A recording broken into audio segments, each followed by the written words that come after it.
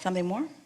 I had another manifestation a month earlier than that, where completely free of resistance, because I was cleaning up my thinking and I had been saying I was ready to date a lot of men, and I realized that that meant I wanted to date a lot of near misses, and I just was like, oh, I'd rather find a match, and I wrote it out really clearly.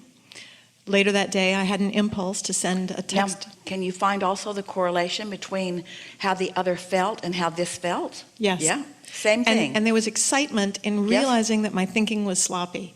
And as soon as I realized, oh, I was asking for near misses. I was asking for a string of near misses. I don't want that. I want a match. And so there was no resistance about worrying. It was just excitement. I wrote down a really detailed description of this man. Later during the day, completely disconnected, had an impulse to send a friend request to someone who'd been in Cancun that I didn't meet, but is on the an Abraham page. We connected later that day, still, not a big deal. The next morning, I really felt a marvelous alignment. I exercised and listened to you and meditated, and I'd written, and I was really feeling great. Went downstairs, and that man and I chatted for about an hour, and I felt the feeling of feeling in love with my match. 24 hours later, I just was over the moon. I was so giddy. I called my friends. I was like, oh my God, in 24 hours, I met my match. And my question is that immediately some old resistance showed up. And so that train, which was really rushing forward in the excitement and the fun and the pleasure and the love, and it felt so great, and dancing in the kitchen, these other pieces also showed up from my past. And I was going to ask, in that moment, my response to it was to sort of look at those pieces, and I had heard you say one time that Esther said, oh, that thought is no longer useful to me, so I don't really need to think that anymore. Well, that was unnecessary and unhelpful, she will say. But my question's a little bit about the sweet spot, or the point of when is it useful to actually look at the thought that comes up? Like, do I want to open up that locomotive that's going that way and see the engine and take it apart and say so it doesn't work, or just stop putting coal in the locomotive so it'll, like... Resistance is resistance. And when you're looking for it, you usually find it.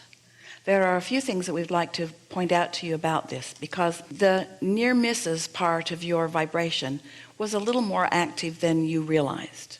And even though you did address it, and you did manage to resolve it a little bit, so that sort of answers this last question. You did resolve it a little bit.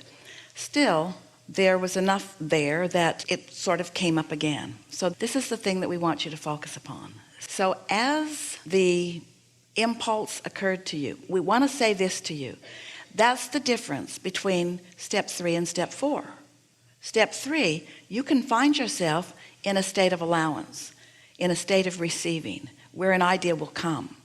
But as the idea comes, you may not be able to sustain that idea because of beliefs that are still active. So this gives you an opportunity to acknowledge that and then sort of back away from it in order to allow yourself to get more in the receptive modes. But the question is, could your exhilaration over something else hold you long enough in the receptive mode on this new subject?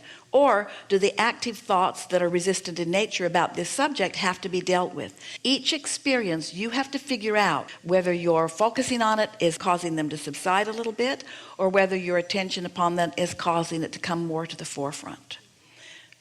Good enough for that? In other words, you just sort of have to work that out on your own, as long as you know what your goal is. Your goal is to find relief. Don't get too critically engaged in the outcome, because the outcome will trip you up. If you stay involved in the way it feels rather than too activated about the outcome, then it goes better.